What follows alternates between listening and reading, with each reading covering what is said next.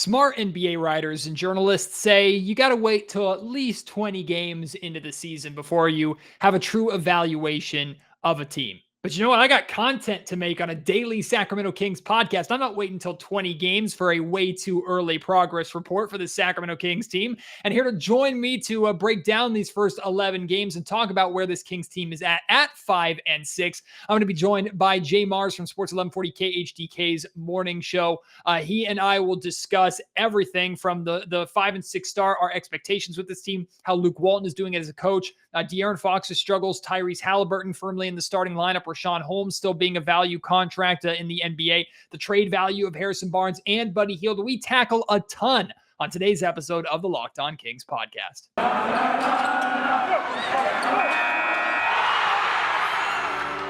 You are Locked On Kings, your daily Sacramento Kings podcast, part of the Locked On Podcast Network, your team every day. And now, ladies and gentlemen, it is that time for another episode of Locked On Kings. Hello and welcome into Locked On Kings, your podcast hub for Sacramento Kings coverage all regular season and all offseason. If you're looking for in-depth analysis, game-by-game breakdowns, highlights, interviews with local and national experts, full coverage of your Sacramento Kings from January through December, this is the place for you, part of the Locked On Podcast Network. And today's episode is brought to you by Rock Auto. Amazing selection, reliably low prices, all the parts your car will ever need. Visit rockauto.com and tell them Locked On sent you.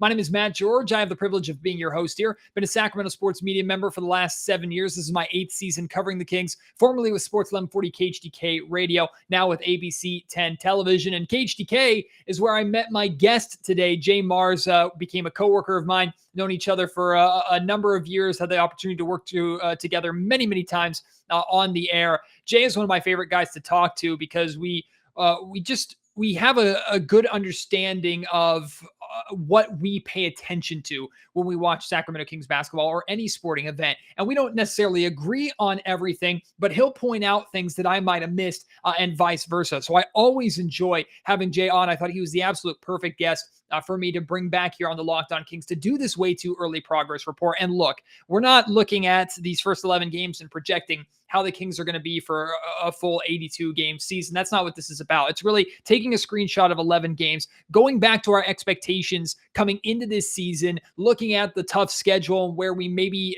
expected or thought this Kings team would be through 11 games and really going from there. It is true that you should wait until 20 games to get a real barometer of what a team is supposed to be or what a team really is consistently. The Kings obviously aren't there yet, but there's been plenty to talk about through these first 11 games. So without any further ado, here is my conversation with Sports 1140 KHTK's JayMarZZ. Only 11 games into the season, way too early to do any kind of progress report. But you know what? We're doing it anyway for the content. I'm joined by JayMarZZ from Sports 1140 KHTK's morning show with Carmichael Dave in the morning, 6 to 9 a.m. Monday through Friday. JayMarZZ, former coworker of mine, good friend of mine, back here on Locked On Kings. And Jay, you know what content creation is like. Normally people like to wait till like 20 games into a season to really judge a team. We're gonna go 11 games and see what we can figure out with this group.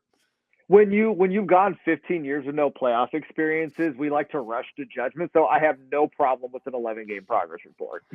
And speaking of rushing to judgment, that's a good place to start because a lot of people have rushed to judgment with De'Aaron Fox. I was seeing after 3-4 games, if De'Aaron Fox struggles, everyone's starting to second guess whether or not Fox could be the guy here in Sacramento. Is he the leader or should the Kings consider trading him? That was unexcusable to me. And it still is to some extent unexcusable. But now we're at 11 games into the season where Fox has not looked like himself, does not look comfortable. He did have a good fourth quarter in the loss to the Phoenix Suns on Monday night, but one good quarter is not nearly enough from what we expect out of De'Aaron Fox. Naturally, he's going to be the focus. He's the head of the snake. He's a max contract player who's really not playing like it. Where are you at with De'Aaron Fox right now? I mean, here's what it is. Like, nobody should be excited about De'Aaron Fox's start. De'Aaron Fox has acknowledged, like, look, he knows he's playing poorly. But you have to – it's really easy to judge it by a game-by-game basis, right? And through 11 games, it has not been good. And, you get a certain segment of the fan base that just wants to jump ship already. We should have traded in for Ben Simmons while we had the chance, yada, yada, yada. Here's the bottom line is this team very much believes in De'Aaron Fox. They're very bullish. Monty McNair had an interview recently with Sam Amick that dropped today with The Athletic where the Kings pretty much backed him. Look, they're not going to make any sort of judgment call on De'Aaron Fox after 11 games to start a season. De'Aaron has a track record and a body of work that has shown improvement through the years, shown that he can be a great guy in the fourth quarter. Look, there are adjustments he's making right now. He's adjusted to the new weight on his body. He's adjusted to playing off the ball more with Tyrese Halliburton. These things take time. Again, we should be tracking his, struggles, so to speak. Like, that's a thing. But to jump to the conclusion that De'Aaron Fox is broken and the Kings need to get off of him before his value plummets is just silly. Is there a point in terms of like a game total where this cold stretch becomes maybe this is what he is with this team? I don't believe we're anywhere close to that point, but is there a number of games in your mind, like we're 30 games into the season and Fox is still on this cold stretch? What's the number for you? I would say 30 is a good number to look at. It's a little bit before the halfway point of the season. But to your point, I don't think we get 30 games of this with De'Aaron Fox. De'Aaron is too talented of a guy. He's too hardworking of a player. He listens. Look, Luke Walton has his ear. And I think that's a big reason why you saw him in the fourth quarter last night playing with the end of the bench, is I think Luke Walton wanted to get him in there and, just let him get some confidence up, whether that was, hey, I believe in you that you can get these guys back into this game, or, hey, go in there and play against some inferior competition and get some reps. Either way, I would say if this stretches into like 30-game territory, then yeah, maybe we should start waving some red flags, but I really don't see it going that far. I think De'Aaron's going to turn this around here in the next 10 or so games. We started player specific, and we're still going to talk about De'Aaron Fox throughout our conversation, but let's step back to like a team broad specific viewpoint. 11 games in, this team is 5-6. It's under 500. This team more than had the capability to win a handful of these games to be over 500. But all things considered, we were talking about how difficult this schedule was to start the season. Now the Kings go on a 4-game road trip with 4 extremely winnable games. I'm going to ask you and talk to you about those 4 games coming up in just a second here. But 5-6 through the first 11 games, considering the strength of schedule and even considering De'Aaron Fox's struggles. What do you think about where this Kings team is at right now? As expected, above expectations? Are you concerned by the fact that they've lost some winnable games in that mix and could be better? Where are you at with that? Well, I mean, teams lose winnable games all the time. Even the best teams in the league lose winnable games. That just happens. That's just the night in, night out, run-of-the-mill NBA, so to speak. I would say this. I'm optimistic, and here's why. This team is 5-6. To your point, they have played some really good teams, lost some really close games. And I said this morning. They're 5-6 despite De'Aaron Fox's struggles. And when you can start out with that rough of a schedule and be 1 game under 500, and your star player who's in the first year of a max extension has struggled the way he has, I mean, we can't go back to De'Aaron struggling like this in, his rookie season, and that seems like ages ago. But to basically be in the hunt, so to speak, 11 games in, and your star player isn't even playing well to the point where it's probably the worst stretch of his career post his rookie season, I would say the Kings are very fortunate. They're very lucky to be in this position. And they really need to start turning it up, though, as far as making some of those close losses. They got to turn those into wins. Look, this is a team that has postseason aspirations. Those certain games, the Utah game, the Dallas game, those are games you got to try to find a way to eke out and win. And they need to get a couple of those under their belt. Even the Indiana Pacers game where they were within 3 points at the end, they lose that game. And that was on a really, really bad shooting night coming off of an 140-point performance against the Charlotte Hornets. And what stood out to me in that game, Jay, even though the Kings lost, is they were in that game when last season they would have had no business being in that game because how poor their defense was. Now, it would have been difficult for this team to not improve on their defense from last season. But Luke Walton came into the season saying he wants this team to be top 15 defensively. They're not there. A lot of that has to do with their poor defensive showing in fourth quarters, especially early on in the season. But for the most part, this team does look significantly better defensively to where when the shots aren't falling, they're able to keep this team in the game. Looking at this defense as a whole, what are you thinking about this defense? How much confidence do you have in this defense being able to sustain its success throughout an 82-game season and maybe into postseason? Well, we talk about success. We have to make sure that's a relative term, so to Right. speak. Again, this is still a bottom third defensive team in the NBA Yep. right now. But to your point, given just how terrible they were last year, you'll take that, run up 5 spots, so to speak, from a defensive standpoint. I think they could easily maintain what they're doing right now. Just by the fact is you have better defenders than you did last year. Adding Davion Mitchell, even though he's a rookie, he's a 22-year-old rookie. He's seasoned enough that he can come in and provide you good defense at the NBA level already. Having guys like Alex Len and Tristan Thompson. Let's go back to that Pacers game real quick, right? To your point, they would have got blown out probably by double digits, but I thought the big thing that really helped keep them in the game was Alex Len being able to come in there and check Sabonis and Turner because, look, Rashawn Holmes was having an off game. And, that was a tough matchup for him, those double bigs. But you bring a guy like Len off the bench now. Listen, if that was Chimezie Metu and Damian Jones in there or Hassan Whiteside like last year, the Pacers, they run away with that game. The Kings wouldn't have even been in it. So just because they've added some better defenders and guys, like Terrence Davis isn't a bad defender off the bench. Luke Walton has commented how much Tyrese Halliburton's defense has improved from last season. So, yeah, just given the natural improvements from guys that were already on the roster and then looking at a few of the guys they brought in, yeah, they where they're at right now, they should be able to maintain without an issue. It's whether or not they can build on this start defensively. Now, that's going to be the question that Luke Walton and staff have to answer here. Today's episode of the Locked On Kings podcast is brought to you by Truebill. Do you know why free trials renew without your consent? It's a business scam to get you to pay them without you knowing. Don't let greedy corporations pocket your money. Download Truebill to take control of your subscriptions. Truebill is the new app that helps you identify and stop paying for subscriptions you don't need, want, or simply forgot about. I paid for a subscription for over a year. I don't want to say what the company is because when I use them consistently, really enjoyed them, but I never canceled. And for a year, I was paying them without even knowing it. And to be honest, that's bad. That's bad financial planning on my part. But hey, life gets busy. Sometimes you miss things. Truebill consolidates everything for you. I use Truebill, and Truebill is what pointed out when we found out this was going to be a sponsor, downloaded the app.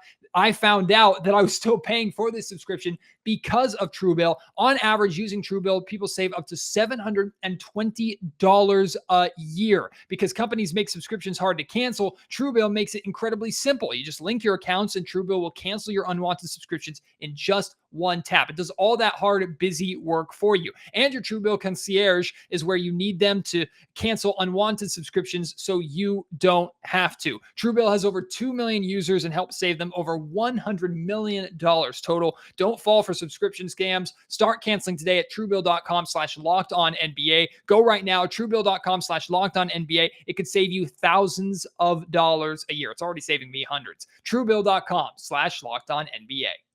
All right, NBA fans and Sacramento Kings fans, have you heard about Prize Picks? Prize Picks is daily fantasy made easy. If you have not checked it out yet, you're truly missing out. I'm telling you, you are going to love this app. Prize Picks is the best NBA daily fantasy sports prop games on the market. Prize Picks offers more NBA props than any other daily fantasy sports prop operator and offers all of the superstar players as well as bench players, only recording a handful of minutes each game. So you can use your extensive, intimate knowledge of the Sacramento Kings and how their bench players perform to make you money. Prize Picks offers any prop you can think of, from points to rebounds, assists.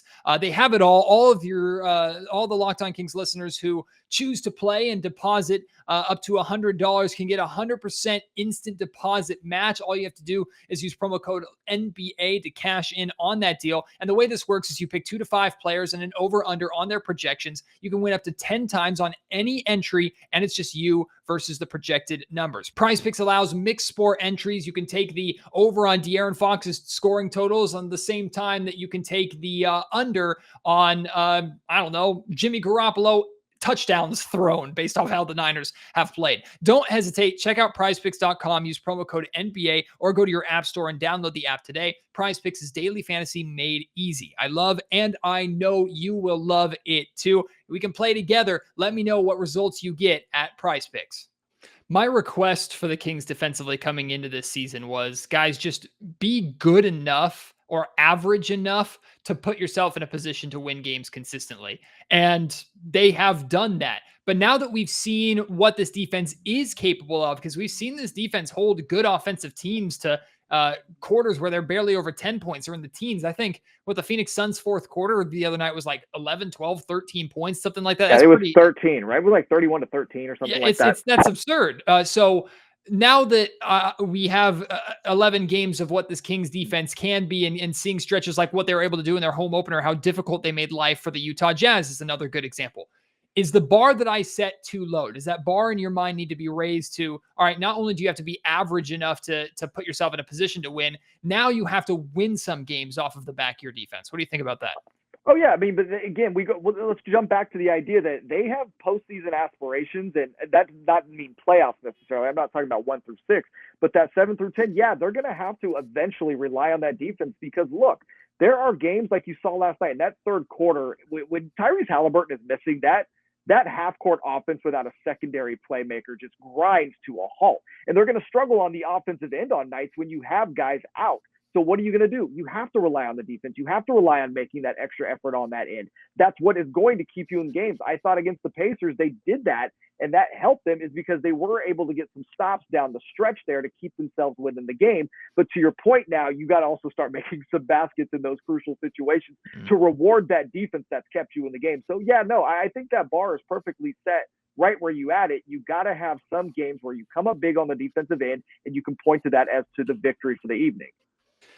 I think it's very fair to say that the 4 spot has been and is the weakest spot on this Kings team. And no disrespect to Mo Harkless, he's starting in that 4 spot. He and Harrison Barnes are really the only wing depth that the Sacramento Kings team has. And I know why Mo Harkless is out there. He's a reliable defensive body. He doesn't necessarily provide too much on the offensive end. He's had a couple double-digit performances, which you'll take that any given night from Mo Harkless when he's able to give that to you. But what's your assessment of that 4 spot? Do you think the Kings are in somewhat desperate need to address that position before the season is said and done? Or do you think this Kings team can be long-term successful with a guy like Harkless starting at that 4 spot, even though there's really not too much consistent offensive production?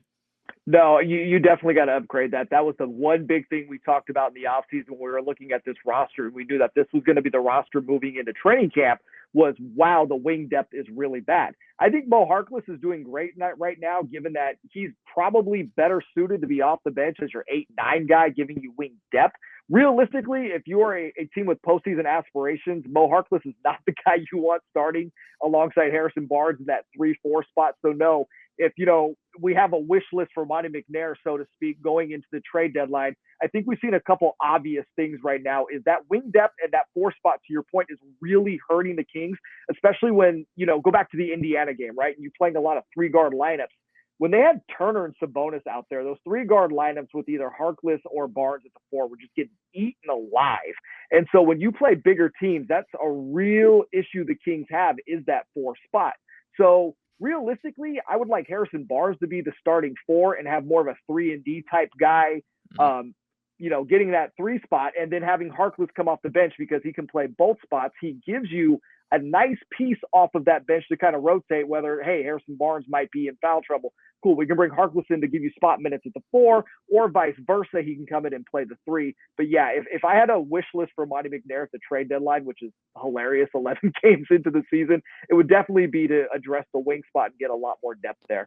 No, I'm glad you brought that up because it's less progress report and more projecting, but I think it's a fair conversation because if the Kings are going to upgrade, it's going to have to be at that trade deadline. And regardless of if they're going out and getting a starting caliber 4 or a 3-and-D guy, like you mentioned, if you want to get anybody of value, you have to give up some value in return. And I think everybody will say the most valuable trade piece that the Kings have that they're willing to move on from right now is I wouldn't even say they're willing to move on from him. That people could see the Kings moving on from is Harrison Barnes. I don't think that's happening at any point. It's more than likely that Buddy Hield is at that top of the tradable assets list for the Sacramento Kings. But I feel that Buddy has done a very good job in his primary bench role. Do you see Buddy Hield as that potential major asset the Kings shop at the deadline to get that missing piece that they need? Or based off of how Buddy has played and how important he's been with that second unit, is he potentially off the table, which is absurd considering where we were just in the offseason a few months ago? I don't think Buddy's off the table, and quite frankly, I don't think anyone outside of De'Aaron Fox and maybe Tyrese Halliburton of the guards are off the table. Look, you got to give something to get something, to your point right now, and the Kings have a glutton of guards. Buddy Hield is a very tradable commodity. I think he has been great and he has thrived off of the sixth-man role, but sometimes it's a matter of just trading parts, getting somebody that is a 3 or 4, a 3-and-D type guy that is comparable in the talent level to Buddy Hield. Yeah, you hate seeing that elite shooting go off the bench, but if it gets you another wing asset that can come in that starting lineup and move Mo Harkless to the bench and be productive, I feel like you've balanced your roster better, and it's going to give the Kings a lot better chance to win down the stretch of the season. So, no, I think Buddy is still a prime trade target. You look at the bigs, obviously Marvin Bagley is still an $11 million expiring contract, and that's really all he is at this point. So you could use him for salary filler possibly. And look, they're stacked at the big spot as well. You have a Tristan Thompson, who's I think like a $10 million contract. That can be enticing to a team at some point during the trade deadline. But no, you definitely have options of guys you can trade. And I think Buddy would be the prime target, though, to kind of help balance out that roster, though, come the trade deadline. Today's Locked On Kings podcast is brought to you by our friends over at Rock Auto. With the ever-increasing numbers of makes and models, it's now nearly impossible for your local auto parts store to stock all the parts that you need. And instead of sitting there and going through intimidating questioning or getting frustrated when the counterman only carries one brand or one type of part at their fixed price point, you can take control by going to rockauto.com, browsing all the parts you could possibly need at a variety of different price points that are better than your local chain auto parts store. Why would you choose to spend 30, 50, or even 100% more for the same parts from a chain store or car dealership? You don't have to. rockauto.com will absolutely save you money. And look, if you're someone like me who has no idea anything about cars, it's really easy to figure out what you need, easy to get it. It's sent to you quickly. I have had experience buying parts on rockauto.com after running over a tire on the freeway, and it saved me a ton of money just getting the parts that I needed. Go explore their easy-to-use website today. Find a solution to your auto parts needs. Go to rockauto.com right now. See all the parts available for your car or truck. Right, Locked On in there. How did you hear about us box? So they know that we sent you. Amazing selection, reliably low prices, all the parts your car will ever need. rockauto.com. With Buddy Hield out of the starting lineup and now playing primarily on the bench, it's opened up that starting 2 spot, which is now firmly Tyrese Halliburton, something that I wanted to see last season. And all the focus has been on the struggles of De'Aaron Fox, but there have been a handful of games during this 11-game start, Jay, that Tyrese hasn't looked the best. I think the biggest criticism of Tyrese's game that I've heard from anybody is sometimes he's not aggressive enough, and the Kings want him to be more aggressive. That being said, he did have a fourth quarter recently. It might have been the Pacers game where he really came alive, and we know fourth quarter Tyrese Halliburton was really, really good last season, even if it was in an empty Golden One center. What's your evaluation of primary ball handler starting Tyrese Halliburton next to De'Aaron Fox? I love starting them next to each other. I just think, like anything else, it does take time to adjust. Remember, De'Aaron's been starting next to Buddy Hield, whereas he has to look to get Buddy Hield looks. Like, you have to set up the offense and get Buddy Hield the shots. That's literally his weapon. That's what he's out there for. Versus Tyrese now, it gives you more options, but De'Aaron has to get used to the idea of those options, playing off the ball next to that Tyrese Halliburton. But Tyrese also has to adjust to sometimes being the primary playmaker, which we've seen, and also playing off the ball. Tyrese at times is shown to be sometimes the best offensive player on the court for the Kings. I think the game you're referencing where he took over was the Pelicans game, where I thought he played his best, not just quarter of the season, but game of the season. And then the Pacers game, it was so head-scratching sometimes because he is always looking to pass first. There was a sequence in the third quarter where the ball got back out to him, and he's wide open on the angle, and you see him like go to pass, and he hesitates to bring it back because it's like something clicked on him, like, oh, I'm wide open. He shoots the three, he hits it. And De'Aaron said it best in the post game a couple games ago, like, dude, shoot the effing ball. I think right now that's my biggest concern with Tyrese Halliburton is he's too unselfish. He's one of the best shooters on the team. If he's open, he needs to be looking for his shot way more. There's no reason why you shouldn't look at a box score after a game and Tyrese Halliburton is second in shot attempts to De'Aaron Fox or Harrison Barnes. I mean, his offensive game is good. His jump shot is good. It's translated at the NBA level. He needs to look for his shot more, but also to your point, he needs to be a creator. There's a lot to ask of Tyrese Halliburton in year two, and I will say this, I think he's met the expectations for the most part so far. Well, if anybody benefits from playing with Tyrese Halliburton, it's Rashawn Holmes. Their two-man game is very apparent. And the first 2 seasons of Rashawn Holmes in Sacramento, Jay, he was one of the best contracts, if not the best contract in the NBA. Now he just got paid this offseason. He's going to be a King, at least for the foreseeable future. Jay, is he still one of the best contracts and most underrated players in the NBA? I think what is his deal, like 4 and 55 with incentives, but like the base is like 4 and 46. No, he's one of the best values in the NBA. John Hollinger from The Athletic wrote he might be the biggest value in the NBA right now. And you want to talk about his importance to the Kings? Look at the last 2 losses. The Indiana Pacers and the Phoenix Suns have game planned for Rashawn Holmes. That's where Rashawn Holmes is at in his career. Teams are game planning for him. And listen, the Pacers and the Suns shut him down. And you saw what happened. It shut the Kings down, essentially. And that might be one of the biggest things with De'Aaron getting off to a slow start is teams aren't having a game plan for him as much right now. And now they're focusing on Rashawn Holmes and taking him out of the offense. And it's really hurt the Kings. So if anybody needs De'Aaron Fox to get their offense going, it's Rashawn Holmes so that he can kind of, be and do his thing again without teams having to game plan for him as much. Rashawn has arguably been one of the 2 most reliable Kings so far this season, arguably one of the 2 best players for the Kings this season. The other one being Harrison Barnes. He got off to a great start last season, career high numbers in the first half of the season, dropped off in the second half. This season, he's off to an even better start. He has been huge for the Sacramento Kings, not just hitting buzzer beaters against the Phoenix Suns, but every time the Kings seem to need a big basket, the ball's in Harrison Barnes' hands more than anybody else's. What is your assessment of HB here in this, I think it's 3rd year with the Sacramento Kings, 3rd full season with the Sacramento Kings? And I mean, like I said, he's a guy that I think a lot of teams are going to be calling about at the deadline. And the Kings would be fools to even humor the idea unless they're getting some kind of blockbuster can't refuse deal. Yeah, I mean, that's really what it comes down to right now. His name has been in trade talk since last season, and you hear it again in the offseason. He's another guy that teams constantly call on. Look, he comes in and he does the job every night. He's in his 10th season now. He's entered his prime.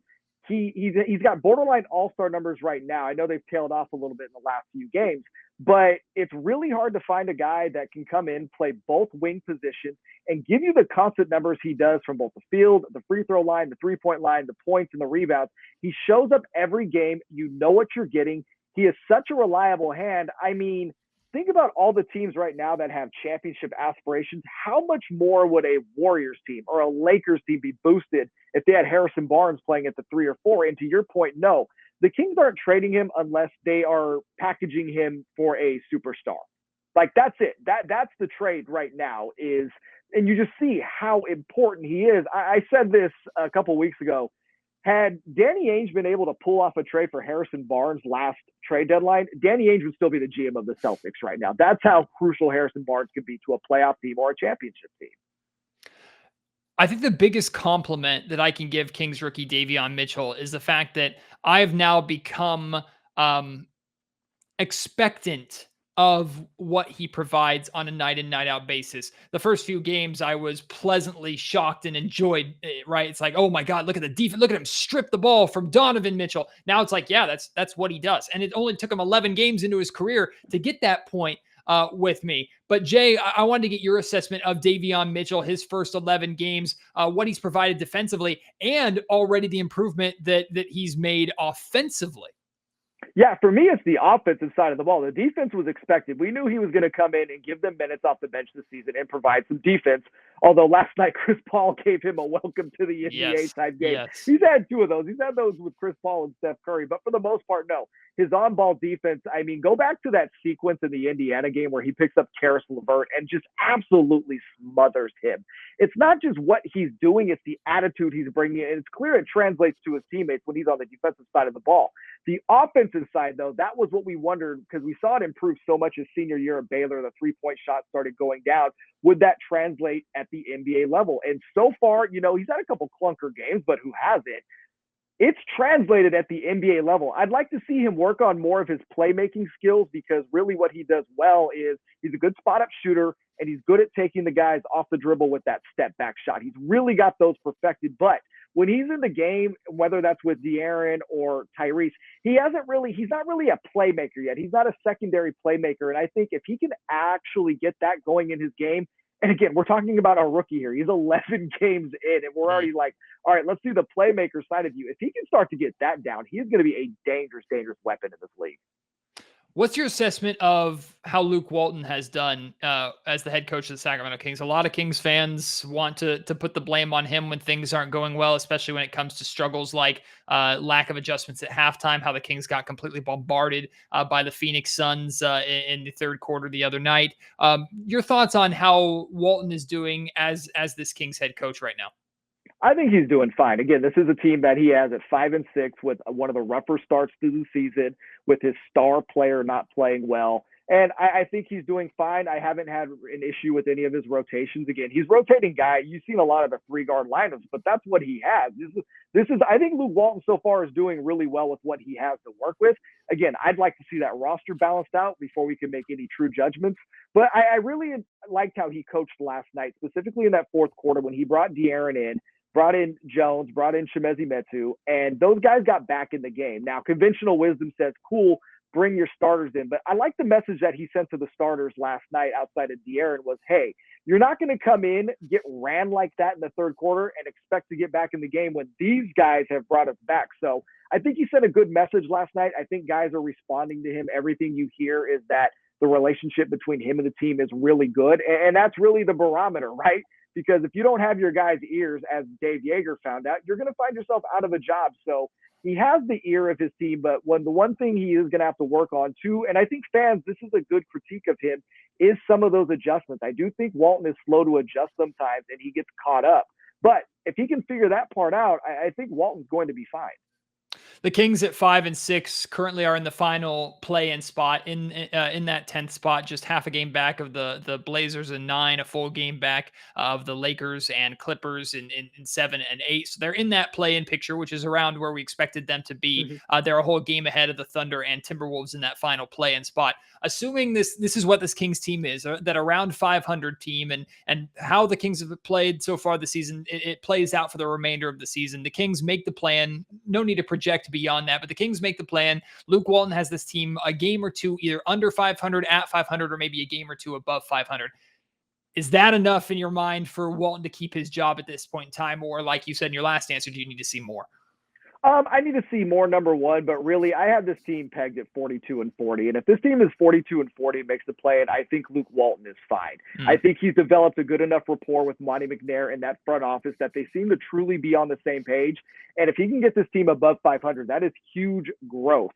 And I know the last time they had huge growth, we saw a head coach be shown the door. But again, completely different management, completely different relationships going on there. No. If they get the 42-40 and they make the play-in, I would imagine in the offseason you'll see Walton get like probably a 2-year extension, with that second year being an option year. But yeah, I think he'll get the opportunity to continue to try to develop this team.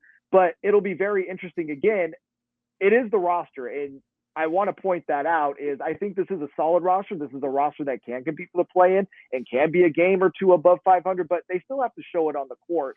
And if they don't, and he's around 35 wins again, that's not enough for me to think that, all right, he's coming back for year 4. So no, I think it's around 500 and play-in, or it might be goodbye Luke Walton.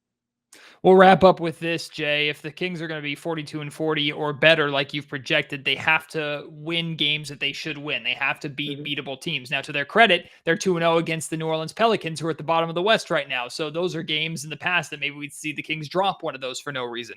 They have 4 games coming up on this road trip, 4 extremely winnable games. They have the San Antonio Spurs, Oklahoma City Thunder, Detroit Pistons, and Minnesota Timberwolves. That is their next 4, all on the road. In my opinion, the Kings have to win 3 minimum of these 4 games. And I don't care if that seems like an oversimplification or an overprojection. If this Kings team, like I said, wants to be good, these are the games they have to handle their business. What are your thoughts with this 4-game road trip, and how important are these games, even though it's this early in the season in November, when we're all said and done looking at the standings for potential play-in spots? A game could be a massive difference. Oh, yeah, no, it's a huge difference. And I think, kind of to your point, what's really important is how is this team going to bounce back after two really disappointing losses? The Pacers and the Suns losses were disappointing. So now we see this team go on the road, and we've seen this before. Teams can go on the road. You get some camaraderie going, But yeah, I said it this morning, like 2-2 is the absolute minimum to kind of keep people's interest, to kind of keep people thinking like, okay, this is a team that still has a chance. But realistically, if you do have play-in and or playoff aspirations, you really have to go 3-1. And if you go 4-0, then you're feeling really good. But for me to feel good about this road trip, I need to see them go 3-1. That's going to make me think like, okay, this team has some swag. This team has some fight. This team clearly shows they can bounce back. And going back to what we were saying about the coaching staff, it'll show that they're still clearly responding to the coaching if they come into this road trip and play really well. We're on the same wave like JayMarZZ. You can catch him with Carmichael Dave 6 to 9 a.m. Monday through Friday on Sports 1140 KHTK. Not only talking Kings basketball, but talking all Sacramento and national sports. Jay, keep up the great work, my friend. Can't wait to have you back on in the near future. I miss seeing you every day, and we'll talk soon. Thanks, buddy. Appreciate you having me. Give that baby a kiss. Huge thank you to JayMarZZ for joining me on the Locked On Kings podcast today, and I appreciate you tuning in. Tomorrow, the Kings begin a very winnable 4-game road trip, starting with a game against the San Antonio Spurs. Finally, the schedule loosens up for the Kings, and after this 5-6 start and a difficult schedule, this is a great opportunity to not only get back at 500, but to get over 500 with a little bit of a cushion. Like Jay and I discussed there, to me, the Kings have to win a minimum 3 of these games. Very good chance they could go 4-0. So hopefully they'll be able to handle their business. We have no update on whether or not Tyrese Halliburton, who missed the last game with some back soreness and tightness, if he's going to be playing or not. Anytime I find out that information, I will be sure to tweet it out. So you can see that on my Twitter account at MattGeorgeSack. You can also tweet me there, send me messages, ask me questions, anything like that. Or you can email me, mattgeorgesports@gmail.com. And of course, if you're watching on YouTube, get crazy in that comment section down below. I read those and try to respond to as many as I can. Appreciate your support as always. Hopefully you'll join me after the Spurs game, win or lose. Until then, my name is Matt George. You have been listening to Locked On Kings, part of the Locked On Podcast Network.